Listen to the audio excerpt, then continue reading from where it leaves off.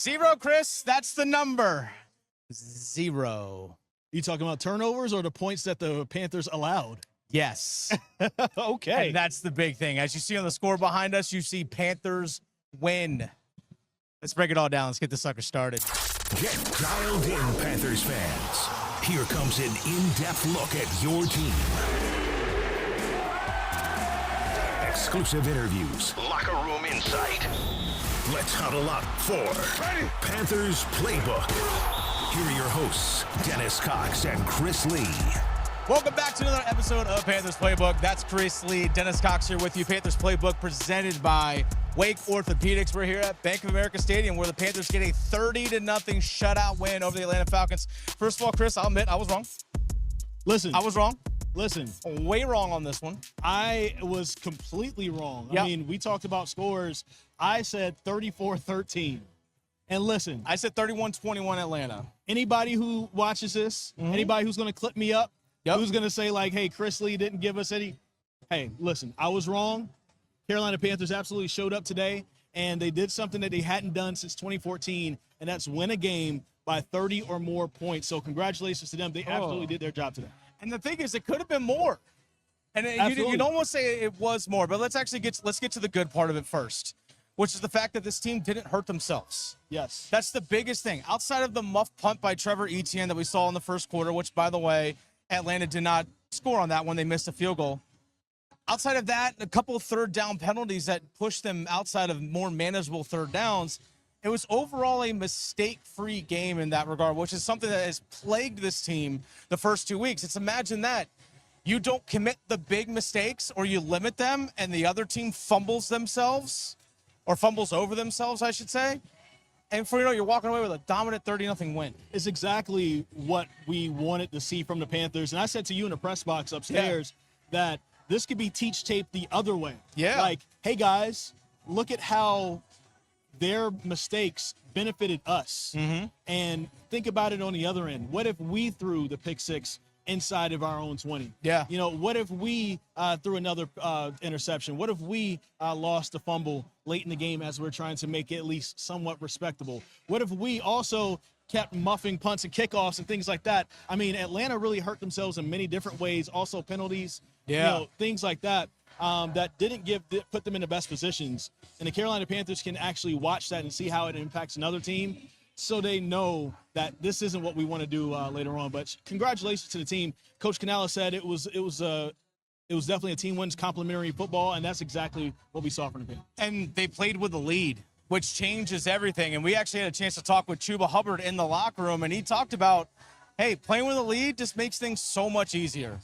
You can kind of see we start to, get into ourselves a little bit and how we actually want to play our style of ball. So it was a good feeling. Like I said, we just continue always use the analogy. You hear me say like a million times, chopping at the tree till it falls. So still ain't falling yet, but we're getting there. So I'm proud of this group. Chris, I think my favorite stat of this game, the Falcons never reached the Panthers' 30-yard line. The furthest they got downfield was the 31. That's it. Now, again, they missed a couple of long field goals and all that stuff. Parker Romo, shout-outs. But other than that, Young Hoku, shout-outs. Young Waku, him too. Shout-outs to them. But the fact that the Falcons never even got to the 30-yard line of the Carolina Panthers is pretty remarkable.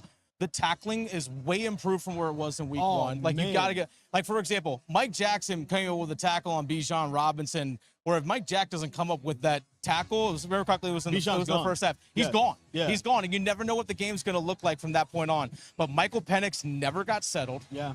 Never got – like, it just – even though the Panthers finished with 0 sacks in the game, 0 sacks, just 2 quarterback hits, 3 tackles for a loss – granted, all the turnovers and everything that came with it, Michael Penix never felt comfortable. At least he never looked comfortable in the pocket at all today, Chris. Like, even the pressure when it wasn't there, he was still spraying the ball all over the place. It felt like the Panthers defense caused a little bit of havoc. Even though, like you said, there's no sacks from this game, but they did pressure him. They made him uneasy. Yeah. And he didn't know what he was looking at.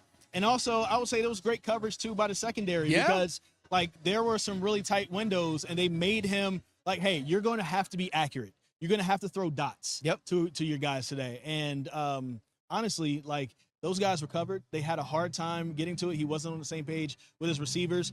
We talked about this 2 weeks ago with Bryce Young.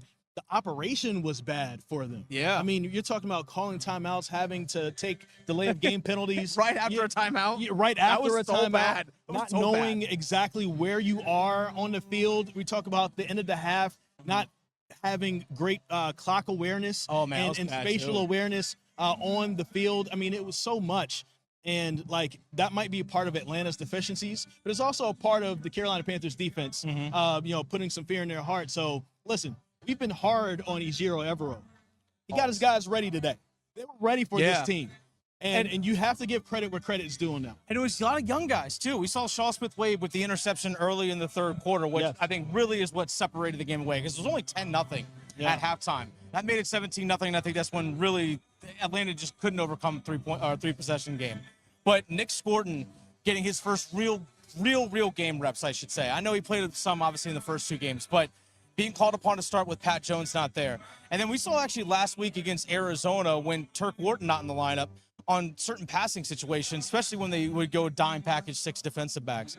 We saw Pat Jones slide inside to where Turk Wharton normally would be. Yeah. And we saw Scorton playing on the edge. Well, Scorton would actually move inside a lot in this game. And then you allow Prince Umamiela and DJ Wanham out there along with Derrick Brown out there. And you saw, again, the pressure. We saw Nick Scorton got credit with a pass defense because he knocked the arm of Michael Penix when he was trying to make a pass. Ball flutters away. That's a pass defense and a pressure for Nick Scorton, which is a good thing. The fact that you're seeing the young guys make contributions. Heck, even at the end of the game, even though it was inconsequential, Lathan Ransom punching the ball out and Damani Richardson jumping on the ball. These are first and second year guys that actually made plays for you today. And then you throw in the Mike Jack pick as well. I mean, overall, the young guys on defense, I mean, there's a reason why you drafted Scorton in the second round and Umamiela in the third round. We were calling for it. Play the young guys, and guess who made big plays for you? It was the young guys. The young guys. And, imagine that. This was a game where you saw exactly what it could possibly be. Yes. When things are working well, when the guys are prepared, when they're working together and all that. There was only a couple times where maybe JC and the secondary weren't quite on the same page, but luckily in those plays, nothing really happened. Yeah. But other than that, like, everything seemed to really fit for the defense. This is probably, I don't want to jump out the window here, probably one of the best defensive performances I think I've seen from the Carolina Panthers, probably since 2023, because I don't think there was any game from last year where we can point to the defense and say, that game right there, this is what it could be. Yeah. There was a couple flashes sometimes, but there was never that game. This was that game for them.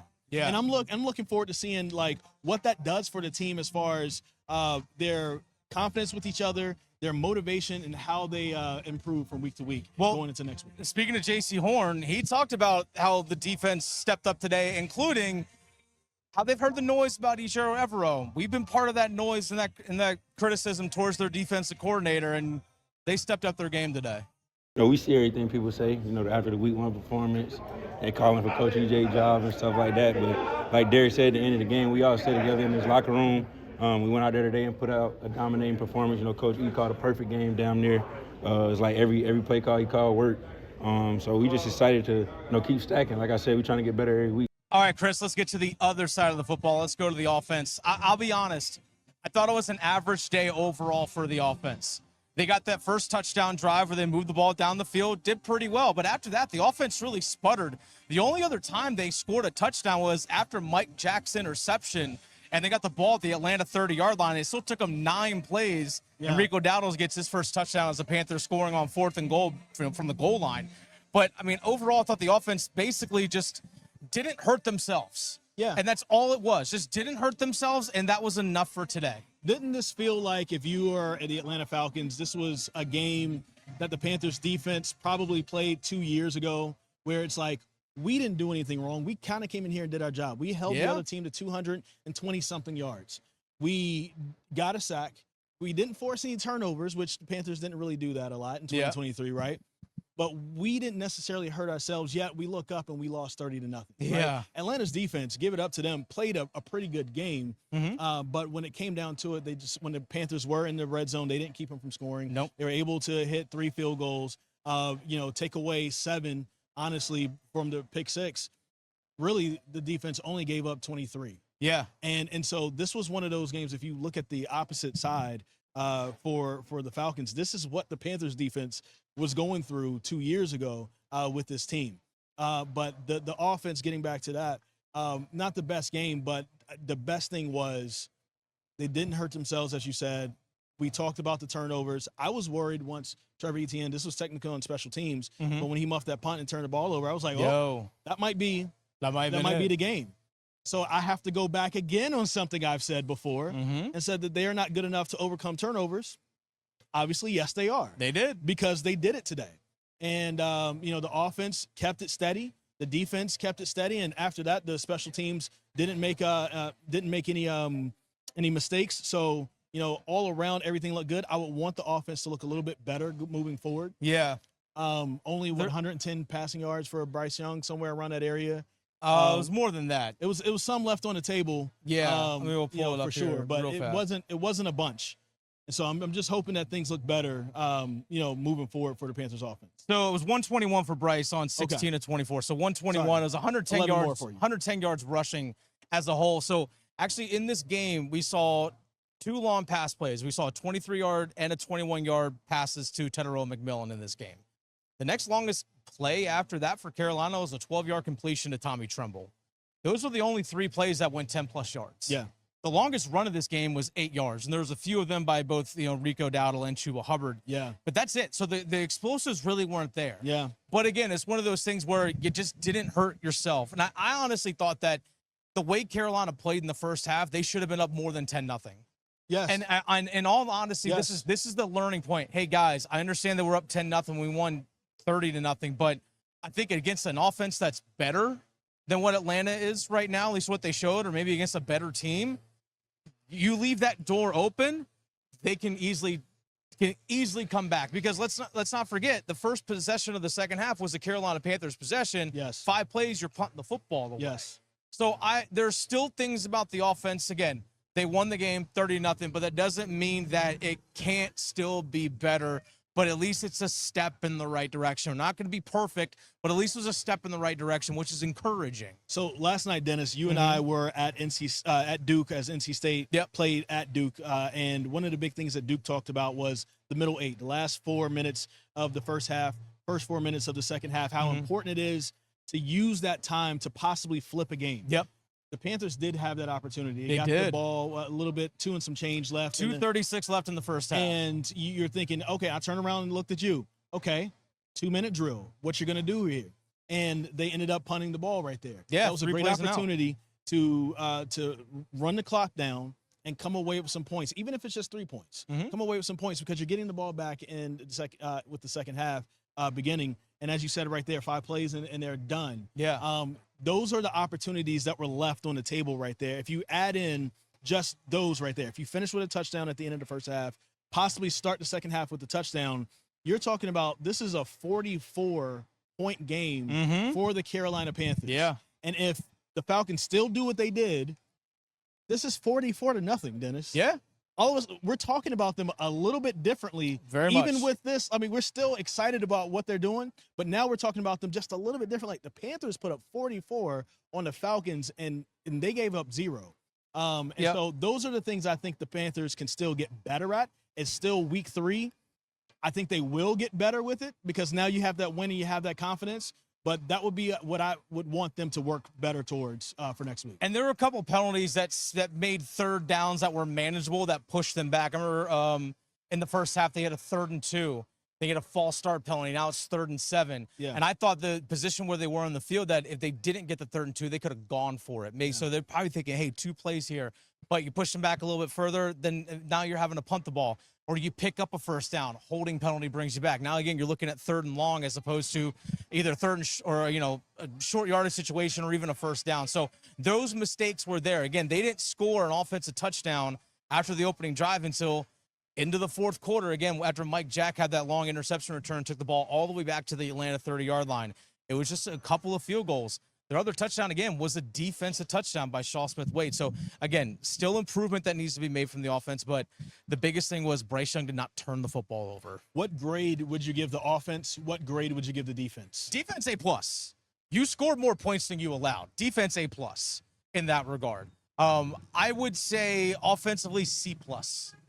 I would say offensively a C+ grade for them today. I was going to give them a B flat, just mainly because even though it wasn't the best looking game on offense, as we said, they didn't hurt themselves. And maybe that's me grading on a curve for them.